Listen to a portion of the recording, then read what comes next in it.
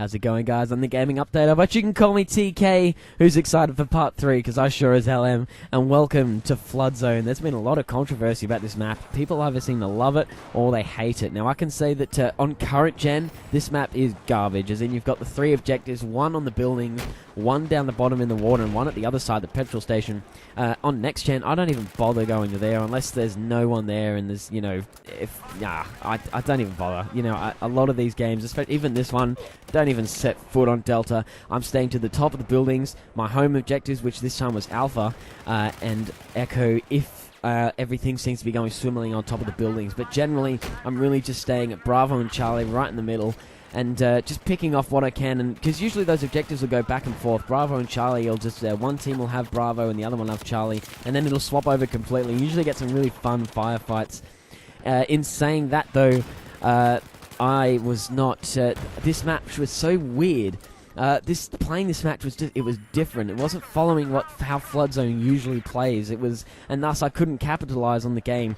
It was just not going my way this game. So what was happening was I was playing like I always do, and I think I've racked up a pretty good score. I think my best score on Flood Zone is gotta love roadkill. I think my best score on Flood Zone was probably around maybe 13,500, something like that. I think that's probably my best score. Especially coming on the next gen, it's a bit of an easier match to play. But you can already see we're already a few hundred points into this game, and I'm not racking up a massive score. Not much has really happened. And that was because I was going looking for things, as in, we had Alpha, we had Bravo, we had Charlie. However, there would be nothing happening on the buildings, and as soon as I went down into Echo, I would just be shot either by a sniper or by someone just camping on the hills or something. And so I'd head back up here, and then I'd just get shot. You can't really see it because these are just highlights, but my KD ratio was very average when it comes to this game, as in it just wasn't playing nicely. And so, as I usually do, I'll try and provide well, as I've started doing only in the last few videos. I think since my last actual X4 series video, I started doing these. But just a tip for my Battlefield 4 X4 series videos, which I said I would keep going, and I'm not going to stop on that now. So what do you do when you can't really capitalize that? How do you change your game plan?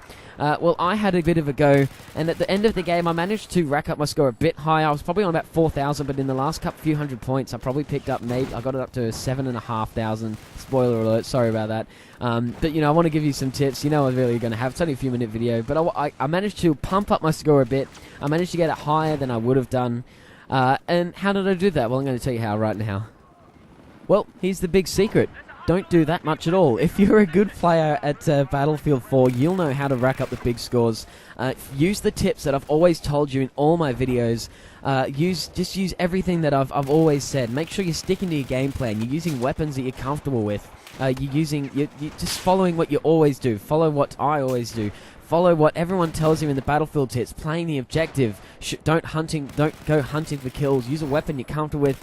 All that sort of stuff. And you just keep going. You don't follow the kills, but follow the objectives. Learn how the game's playing. Take a moment just to settle in, have a look around, and actually think about what's going on. If maps aren't playing like this one aren't playing like they usually do, don't go changing your game plan drastically. Don't go trying new weapons. Don't go bugger it and just go for kills instead of playing the objectives, because the objectives aren't playing well.